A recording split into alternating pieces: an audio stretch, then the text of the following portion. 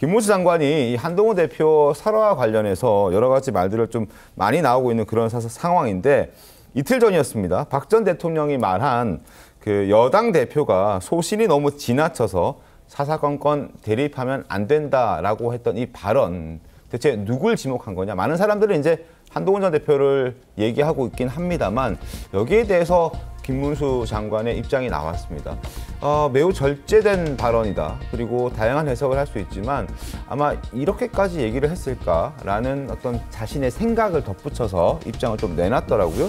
위기의 나라와 국민을 어쨌든 뭉쳐서 구해야 된다는 그런 메시지인 것 같다라고 얘기를 했습니다. 본인 생각을 최대한 절제하고 있는 지금 김문수 장관이거든요. 저것도 일종의 전략으로 봐야 됩니까, 저희가?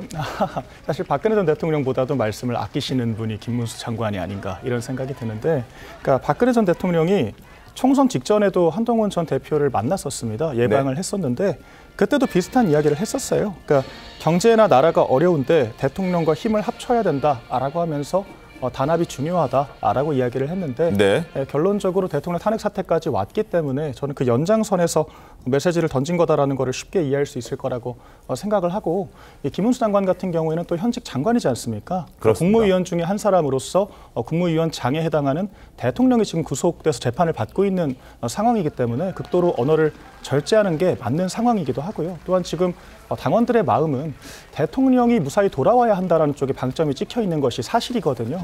그런 측면에서 봤을 때도 오히려 저런 쪽이 전략적으로는 당원들에게 소구하기도 더 좋지 않을까. 저는 그런 생각이 들었습니다.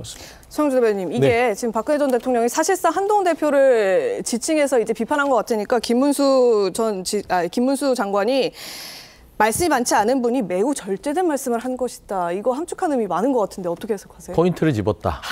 뭐 이런 얘기로 할 수 있는데 저는 그 박근혜 전 대통령의 말을 전하는 과정들이 별로 그렇게 나이스하지는 않아요.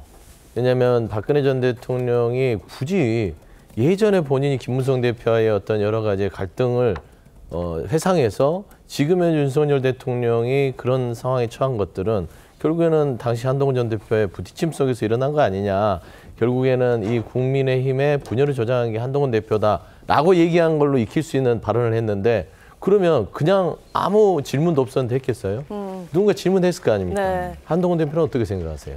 요즘에 한동훈 대표의 이 탄핵 찬성이라든지 이런 부분에 있어서 박근혜 대통령은 어떻게 생각하세요? 이런 질문을 반드시 누군가는 했을 겁니다. 질문은 생략돼 있을 것이다. 아니죠. 근데 박근혜 전 대통령 입장에서 가만히 있다가 그런데 이렇게 제 생각을 해보니까 그렇게 하진 않거든요. 그래서 저는 지금 현재 국민의힘의 상황 자체가 참 그 나라와 국민을 생각하기보다는 본인들 안에서의 당권을 위해서 탄핵을 찬성한 한동훈 전 대표의 출연을 막으려는 그냥 몸부림 차원에서의 어떤 상황들을 보는 것 같아서 좀 안타깝다 정도만 말씀드리고 싶습니다. 개인의 의견을 잘 들어봤습니다.